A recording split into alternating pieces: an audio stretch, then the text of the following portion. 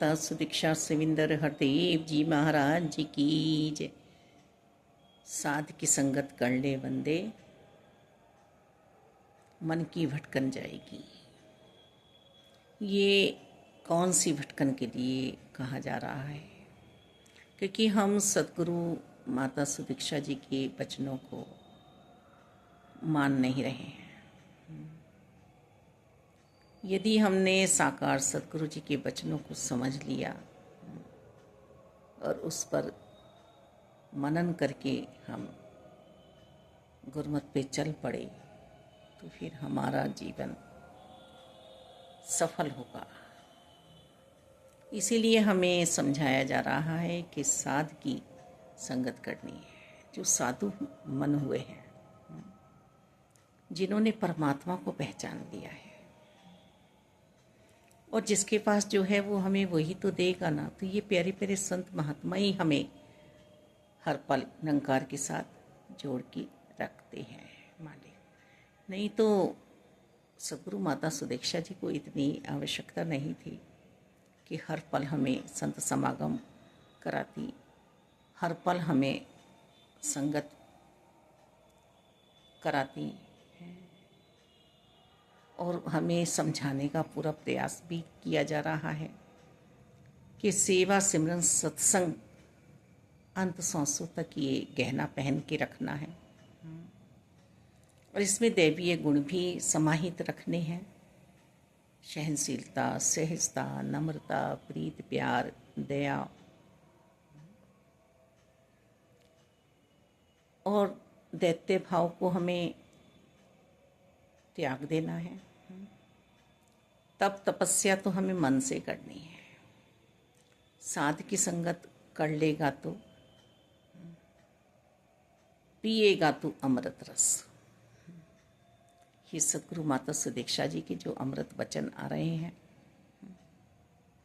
कि हमें भक्ति दिखावे के लिए नहीं करनी है, अपनी लौ को, अपनी लीप को जोड़ के रखना है निरंकार के साथ।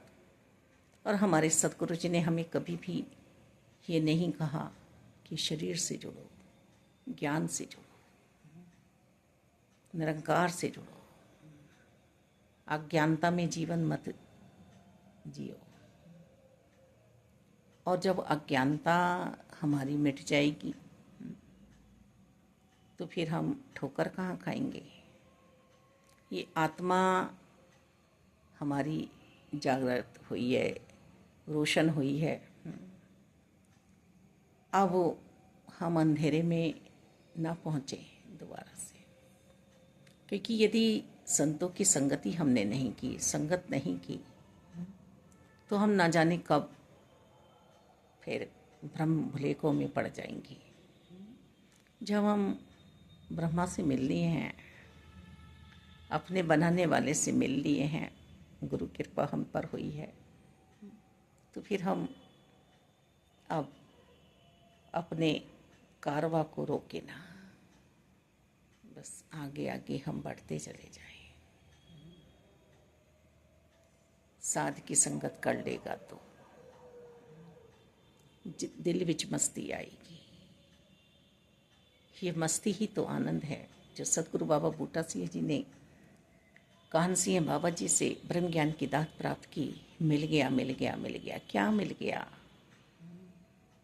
साक्षात्कार हो गया आत्मा परमात्मा का। आज जो मुझे मिला है वो और सबको भी दिया जाए। संती हैं जो परोपकारी होते हैं।